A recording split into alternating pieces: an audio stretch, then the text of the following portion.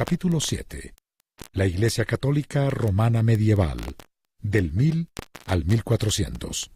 Tema 7.1. La querella de las investiduras, la humillación de Canosa. En 1073, estalla la querella de las investiduras entre el papado y los reyes europeos, que habían usurpado el derecho de asignar investiduras, nombrar obispos, abades y otros cargos en sus dominios. Esto podría tolerarse en el Imperio de Oriente, con el patriarca de Constantinopla, pero no en Roma. Hacia el año 1056, el emperador Enrique III era el verdadero dispensador de nombramientos, pero a la llegada del Papa Gregorio VII, en 1073, ordenó parar esa práctica.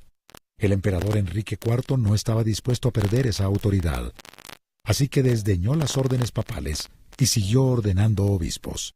Convocó un sínodo en Worms, en 1076, donde los obispos alemanes se declararon en desobediencia al Papa, pidiéndole la renuncia a su cargo. El Papa contestó con una excomunión al emperador. Las cosas se le complicaron al emperador porque una excomunión le aleja a los fieles católicos, además de otros problemas que se le vinieron encima. En fin, el punto es que Enrique IV tuvo que claudicar ante el Papa. Ante tal victoria, se engrandeció el Papa y castigó al emperador, haciéndole ir a su residencia en Canosa por el perdón y así levantarle la excomunión. Le mantuvo en espera en la puerta de su palacio bajo la nieve, sin resguardarlo, 3 días.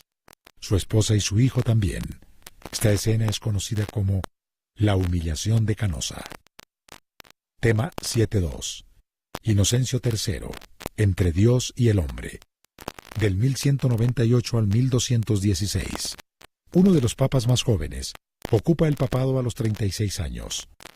Es un claro oscuro en la historia. Tuvo iniciativas muy buenas y muy malas. Fue un hombre muy preparado, muy influyente en la política de Roma, aún antes de ser papa. Ordenó 2 cruzadas y una tercera póstuma, la cuarta en la que se traicionó a Constantinopla, saqueándola 2 veces. Ya no fueron contra los musulmanes, sino contra cristianos ortodoxos. La cruzada contra los albigenses, que no eran musulmanes, eran también cristianos. Promovió y se autorizó en el Cuarto Concilio la Quinta Cruzada, aunque él no la vio, murió antes. Dio su apoyo a franciscanos y dominicos para extenderse como orden y predicar. Instaura la Santa Inquisición, iniciando una era de terror para los cristianos no papistas. Convocó el Cuarto Concilio de Letrán, donde se reglamenta la Santa Inquisición. Tema 7.3. El cisma de Occidente. La cautividad babilónica del 1309 al 1417. Otra lucha de poder entre el papado y los reinos seculares. El papa en turno era Bonifacio VIII y el rey Felipe IV de Francia. Felipe el Hermoso buscaba fortalecer su poder y centralizarlo desde Francia hacia toda Europa. Para ello, el papado se le oponía.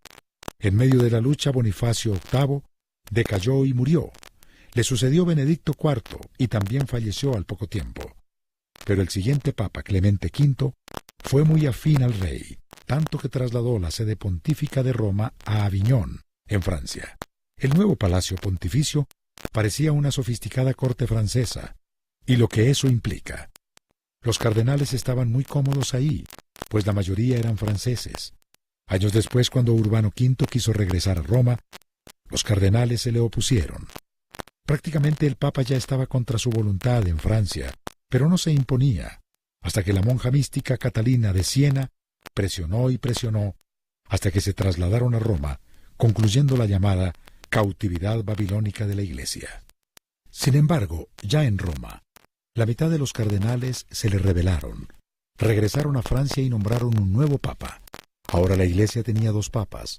Esto inició el cisma de Occidente, o gran cisma. Más que una división de la Iglesia, fue una división de poder. Incluso durante un tiempo llegó a haber 3 papas simultáneamente. Tema 7.4. Consecuencias para la Iglesia. Por cuestión de tiempo y no por entrar en detalles polémicos, concluimos este período solo resumiendo que la Iglesia medieval, o del oscurantismo, visto en la Iglesia católica, permaneció en un nivel espiritual muy bajo. El pueblo estuvo sumido en la ignorancia. en la idolatría, en las supersticiones, pero en cierto modo temeroso de Dios. Muchos queriéndole agradar, pero sin saber cómo, desviados de la verdadera palabra y propósito de Dios. Sus líderes pocas veces fueron una verdadera guía espiritual, y como guía moral muchos se desautorizaron a sí mismos.